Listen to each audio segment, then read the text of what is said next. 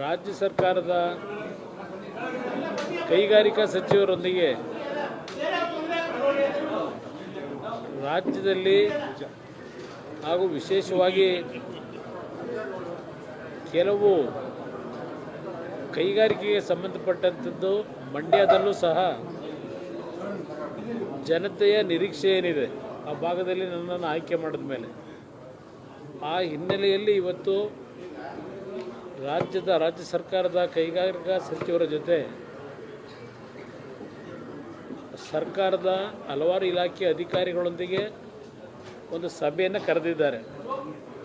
ಆ ಸಭೆಯಲ್ಲಿ ಭಾಗವಹಿಸಲಿಕ್ಕೆ ಇವತ್ತು 2 ವರ್ಷಗಳ ನಂತರ ವಿಧಾನಸೌಧದ ಈ ಒಂದು ಕೆಂಗಾಲರ ಮಂತ್ರಿಯವರು ಕಟ್ಟಿರ್ತಕ್ಕಂಥ ನಮ್ಮಗಳ ಜನಪ್ರತಿನಿಧಿಗಳ ಒಂದು ಕೆಲಸ ನಿರ್ವಹಣೆ ಮಾಡ್ತಕ್ಕಂಥ ಒಂದು ದೇವಾಲಯ ಅಂತಕ್ಕಂಥದ್ದು ಭಾಳ ಜನ ಹೇಳ್ತಾರೆ.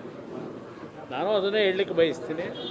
ಆದರೆ ನಾನು ಹೃದಯದಿಂದ ಹೇಳ್ತಾ ಇದ್ದೇನೆ, ಇದು ಸಾರ್ವಜನಿಕರಿಗೆ, ಈ ನಾಡಿನ ಪ್ರತಿಯೊಂದು ಸಂಕಷ್ಟದಲ್ಲಿರ್ತಕ್ಕಂಥವರಿಗೆ ಸೇವೆ ಸಲ್ಲಿಸ್ತಕ್ಕಂಥ ಒಂದು ದೇವಾಲಯ ಇದು.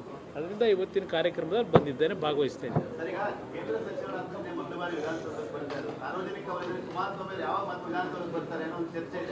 ನೋಡೋಣ, ಅದೆಲ್ಲ ಭಗವಂತ ನಿಗದಿ ಮಾಡ್ತಾನೆ.